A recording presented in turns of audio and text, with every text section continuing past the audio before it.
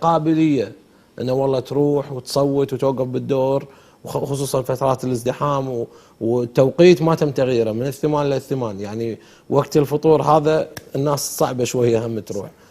شو تتوقع؟ هل تتوقع في اقبال فعلا من الناخبين؟ انا اتوقع حقيقه يعني اللي بيصوت نعم. الوقت يسمح له، حتى اللي بيسهر له بعد صلاه الفجر واول ما تفتح صناديق الاقتراع يقدر يدري بصوته ويرد يريح. بالضبط. واللي بيصلي بعد صلاه الظهر عنده مجال الى صلاه العصر هم يدري بصوته ويريح. حلو. والوقت بعد يعني من بعد صلاه العصر، واعتقد الناس يعني الوقت يساعدهم، خاصه في عطله ما في دوام رسمي. صحيح. والناس كلهم مرتاحين في البيت.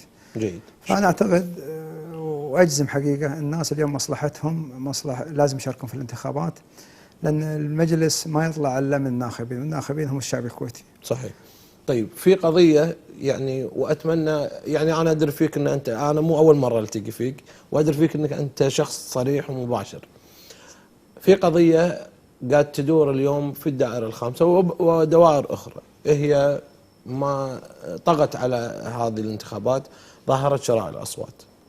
وهي ظاهره يعني مش بسيطه، يعني صعبه، والناس دائما يتحدثون انه شو اللي قاعد يصير، احنا نبي نصوت، نبي نصلح، وطالعين من مشاكل وهم تشترون اصوات. وسمعنا ايضا عن صناديق مليونيه يتم ضخها وترتيبها لايصال مرشحين. انت اولا تاثرت كحسين براك الدوسري في هالموضوع؟ اي نعم تاثرت. نعم. لان مثل ما تفضلت الان وما هي سر الان ظاهره بالعلن وبالصحف اليوميه. نعم.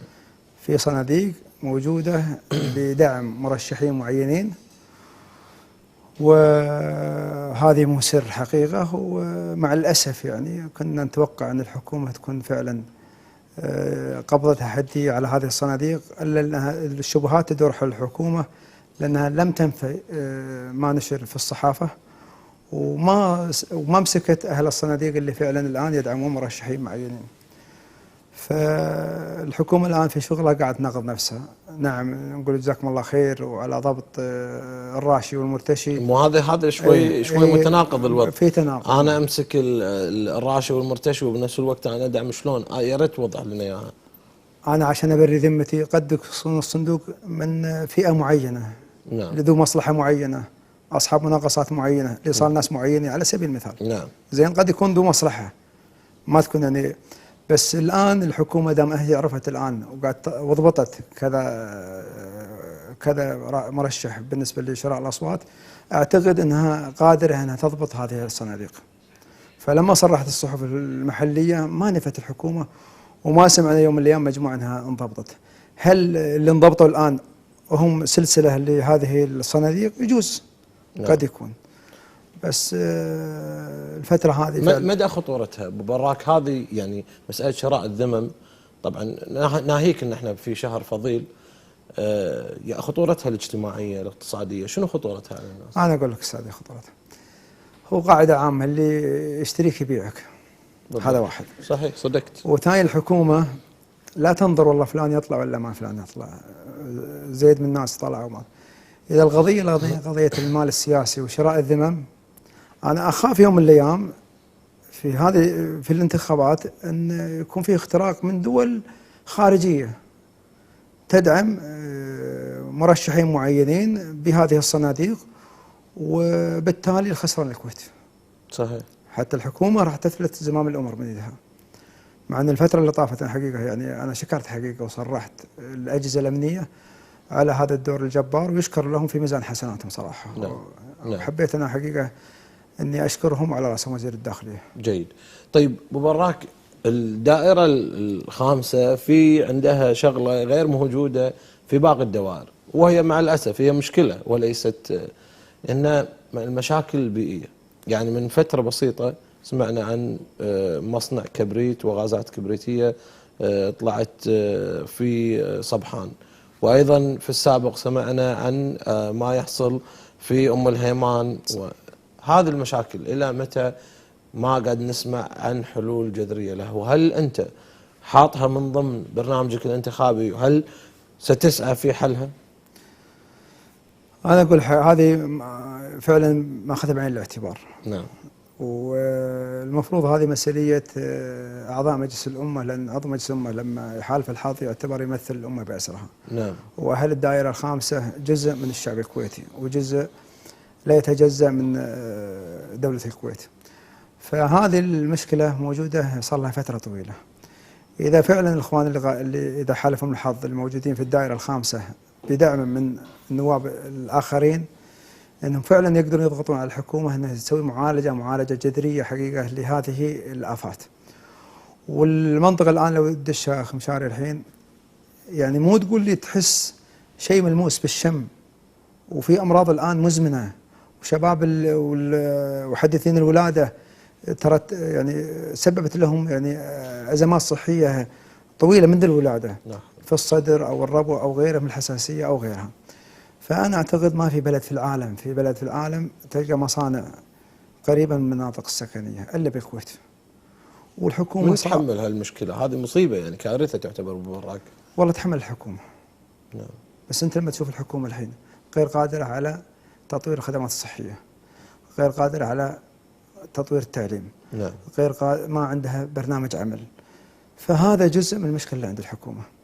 إذا هذا المجلس اللي بيطلع الآن ويزكيه الشعب الكويتي بيتقي الله في نفسه وبيخاف الله في هذه الفئة، أنه فعلا يضغط على الحكومة. طيب أبو براك، أنا هي مو مقاطعة، ولكن أنت الحين تحط اللوم على كل شيء على الحكومة. لو اليوم جاءت الحكومة وقالت تعالوا يا نواب أنتم الحين ناجحين، نبي نشكل حكومة في أغلبية برلمانية. حاليا ما نقدر نروح على خطوة الحكومة الشعبية، حكومة برلمانية على الأقل من 5 إلى 9 وزراء كما كان مطروح في السابق. هل تعتقد أن هذا حل مرحلي على الأقل ممكن ينقلنا إلى إصلاح سريع شوية؟ أتفق معك أخ مشاري. نعم. لأن الآن لما يكون وزراء من مجلس الأمة راح ينقل لك المشكلة مثل ما هي، لأن قبل يكون نائب وقبل يرشحونه وزير هو مواطن ومرشح، فدار بيت بيت وعرف مشاكل الناس. نعم. فراح ينقل للحكومة مثل ما شاف ومثل ما سمع.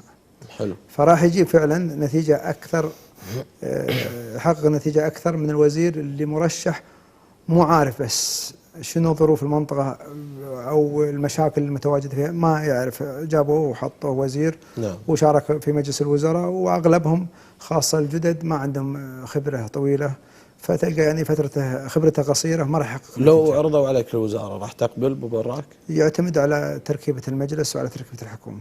يعني أنت ما عندك مشكلة، فقط تنظر إلى التركيبة القادمة. أنا عندي هدف. نعم. هدفي شنو هدفك؟ هدفي أساسي إني أعمل بما يرضي الله عز وجل. نعم. وإن أخدم بلدي في أي مكان. جيد جيد. طيب أنت كنت موجود في انتخابات في مجلس 96، وهذا المجلس كان مو بسيط يعني، كان ثقيل، وفي أسماء أيضا ثقيلة سياسيا ولها وزنها في الشارع السياسي. مقارنة الأسماء السابقة، للحين ما تكلمنا عن الناس اللي قاطعت، مقارنة الناس السابقة في الأسماء اللي الحين مطروحة، شلون تقارنها؟ شلون تحس أن الوضع؟ هل هناك فعلا أسماء واعدة مثل ما قال الحين في هذه الانتخابات، أم الأسماء السابقة هي كانت لها صداها السياسي؟ أخي مشاري، ما حد ينكر حقيقة دور الأسماء اللي أنت تعرفها وأنا أعرفها وأهل الكويت كلهم يعرفون. نعم. لهم وزنهم السياسي ولهم ثقلهم وتواجدهم السياسي وأداء، وفترة طويلة عملوا في العمل السياسي. فالموجودين إن شاء الله فيهم بركة، وما نقدر نحكم على واحد إلا من نجربه. دام ما جرب ما نقدر نحكم عليه لا بإيجاب ولا سلبا. نعم. فنسأل الله عز وجل أن يوفق الأكفأ أن يخدم هذا البلد. ولا الأسماء الأولية إحنا زاملناهم ونعمل رجال وكفاءة واستفدنا منهم خبرة، وزاملناهم وعرفناهم بنظافة اليد وكفاءة وقدرتهم في تحمل المسؤولية. فحقيقة ما ينسى دورهم كل المجموعة. ممتاز. طيب أبو براك، الحراك السياسي السابق يعني إذا نظرنا له لمدة 1.5 سنة تقريبا إلى 2 لم يهدأ، والبلد كلها كانت في حالة عدم استقرار سياسي وشد وجذب من بين القوى السياسية. حتى يعني القوى السياسية هي نفسها انقسمت على بعضها، المعارضة انقسمت، المقاطعين انقسموا، والمشاركين والمقاطعين أيضا انقسموا. أنت كنت في إحدى تصريحاتك كنت تدعو إلى حوار أو اتفاق وطني. هذا الاتفاق الوطني على أي شكل تبي؟ يعني هناك من دعا إلى حوار وطني مثل الدكتور عبيد الوسمي، وهناك من دعا لا، قال لك تبي تغير شارك بالانتخابات. أنا أعتقد آخر مرة يمكن قبل يومين في ندوتي افتح مقري الانتخابي. نعم. اليوم مصلحة الكويت فوق كل اعتبار، والاحتقان السياسي والشد والجذب في الكويت ظاهر على العلن مو سر. نعم. وأغلب القوى السياسية ما شاركت. فأنا حقيقة يعني اللي أنا ناشدت فيها سمو الأمير، وهذا الشخص الوحيد اللي هو قادر بعد الله سبحانه وتعالى أن يقدر يجمع هذه القوى السياسية والتيارات السياسية نعم. على مصالحة وطنية. فلا يمكن تستقر البلد ولا ينمو الاقتصاد ولا تستقر إلا باستقرار سياسي. فالاقتصاد، الوضع الاقتصادي مرتبط تماما في الوضع السياسي. فأنا اللي أنا أشوفه أنت تشوفه الكل يشوفه، ما في استقرار سياسي. ونسأل الله عز وجل التوفيق أنه يلهم الصواب سمو الأمير وينزع فتيل الأزمة. إلى الآن يعني تعتقد أنه ما في استقرار سياسي؟ لا ما في استقرار، أنا أشوف ما في استقرار. هل المعارضة أو المقاطعين حاليا راح يكون لهم دور في الفترة القادمة سياسيا؟ أم راح يكون في فترة هدوء على الأقل مؤقتة؟ ما حد ينكر دور القوى السياسية في أي بلد كان. صحيح. ما حد يقدر ينكره. نعم. ولا السياسيين المخضرمين اللي حتى مستقلين. شنو مطلوب منهم ببراك؟ أنت أيضا تربطك فيهم علاقات طيبة، شنو مطلوب منهم أن يسوون؟ إذا هم يقول لك إحنا مو مقتنعين بما يحصل من تعديل للنظام الانتخابي خارج البرلمان، شنو مطلوب منهم؟ هل يشاركون في الانتخابات أم هل يكملون في مقاطعتهم؟ والله أنا أتفق معهم في جانب وأختلف في جانب. نعم. أتفق معهم في مقاطعة سابقة، أما بعد حكم المحكمة الدستورية لا والله أنا أختلف معهم. أختلف معهم كرأي. نعم. يفترض أنهم شاركوا، وأنا على ثقة حقيقة أن الشعب الكويتي راح يعطيهم حقهم، لأنهم فعلا عملوا بإخلاص. نعم. وبوطنية ودينهم نظيفة. نعم. ويعني فعلا في الفترة الماضية قدروا يحققون شيء.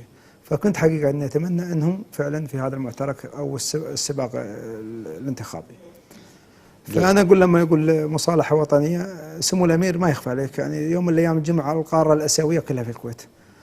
عمل مؤتمر لنصرة غزة، عمل مؤتمر لنصرة الشعب السوري المنكوب.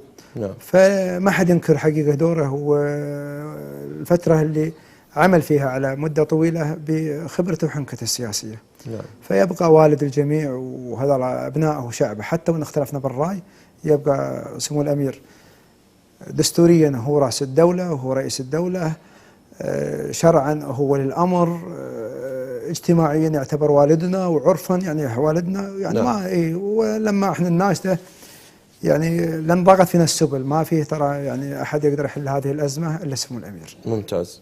طيب انت كنت محذر في احد تصريحاتك عن موضوع تبديد الثروات مثل ما انت سميته، بين قوسين المساعدات الى الخارج. شنو مشكله هذه المساعدات في كونها هي يعني احد العوامل السياسيه الاقتصاديه اللي تستخدمها اي حكومه في العالم؟ نعم. اخي مشاري، احنا ما في معزل عن العالم، والعمل الخيري احنا نشد عليه. نعم. والعلاقات الدبلوماسيه من واجب دوله الكويت. بس لما انا يقول بيتي خربان واروح اصلح بيتك، انت تقبل؟ احنا مستشفيات ما عندنا، سرير ما تحصل. نعم. مريض، مواعيد طبيه يمكن بعد 4 أشهر، اشعته هذا اللي ياكو يمكن بعد 4 أشهر تحصل لك دور حق الاشعه وما الاشعه. التعليم متدني، الوظائف الان تخرج ابنك ويقعد في البيت وبعد سنتين يمكن ما يجي له فرصه عمل ولا هي تتناسب مع شهادته. نعم. فلما انا اشوف هالمليارات وهالثروات موجوده في بلدي وخيري لغيري، اكيد بيصير عندي احباط. اكيد بيصير عندي احباط. وهذا حقيقه يعني كلمه حق تنقال. انا حقيقه التمستها في فتره الانتخابات، خاصه هذه الحمله الانتخابيه، لان حقيقه يعني مرت على دول كثيره وسمعت عن قرب، وانا حقيقه وعدتهم وعهدت على نفسي باذن الله عز وجل ان منحوني الثقه ان هذه المشاكل انقلها مثل ما كانت، ان جت حكومه على قدر مسؤوليه ننقلها لها واذا عندها برنامج عمل، واذا الحكومه مثل ما كانت، انا تبنيت هذا الموضوع اني انقله مع زملاء لي لسمو الامير. الان الوضع ما عاد يتحمل شيء. اليوم الكهرباء قاعد تطفي،